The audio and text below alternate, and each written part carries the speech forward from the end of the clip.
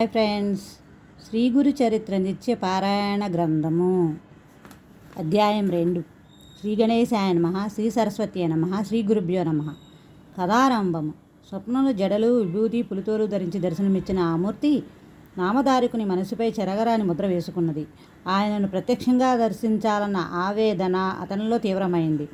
అతడి కొద్ది దూరం వెళ్ళేసరికి ఒకచోట కృపాకారుడు ద్వంద్వాతీతుడు అయిన ఒక యోగి పుంగవుడు కనిపించాడు.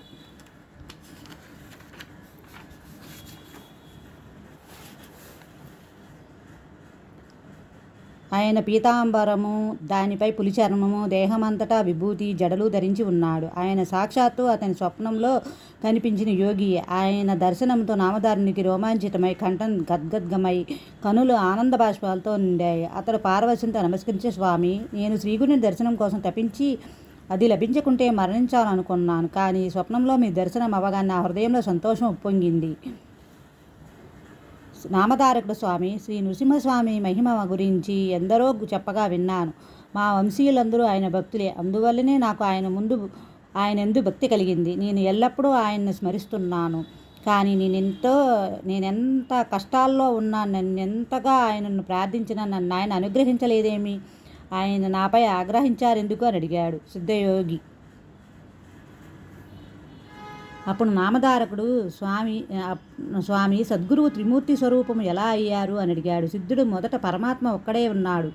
ఆయన ఒకప్పుడు నేను అనేకమౌదుగును గాక అని సంకల్పించి ఈ చరాచర విశ్వం అయ్యాడు. అందులోనూ జీవులకు ఉద్ధరించడానికి తిరిగి ఆయనయే సద్గురుగా అవతరిస్తుంటాడు. అందువలన సద్గురువును తప్పక ఆశ్రయించాలి. శ్రీదత్తాయ గురువే నమః.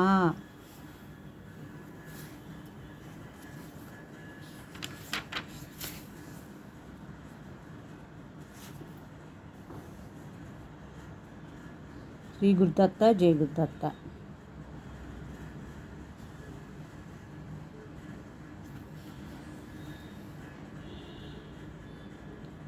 అప్పుడు బ్రహ్మ, కలి, నీవు ఈ భూలోకంలో ధర్మం ఆచరించేవారిని విడిచిపెట్టి తదితరుల్లోని అధర్మాన్ని అనుసరించి వారిని లోబరుచుకుని నీ ధర్మాన్ని ప్రవర్తింపచేయి. శివకేశవులు ఒక్కరేనని తెలిసి పూజించేవారిని, తల్లిదండ్రి గురువులను సేవించేవారిని, కాశీలో నివసించేవారిని, గోవు, తులసి మొదలగు వాటిని పూజించేవారిని, వేద శాస్త్ర పురాణ స్మృతులను ఆసక్తితో విని వివేకం పొంది ధర్మమాచరించేవారిని నీవు బాధించవద్దు.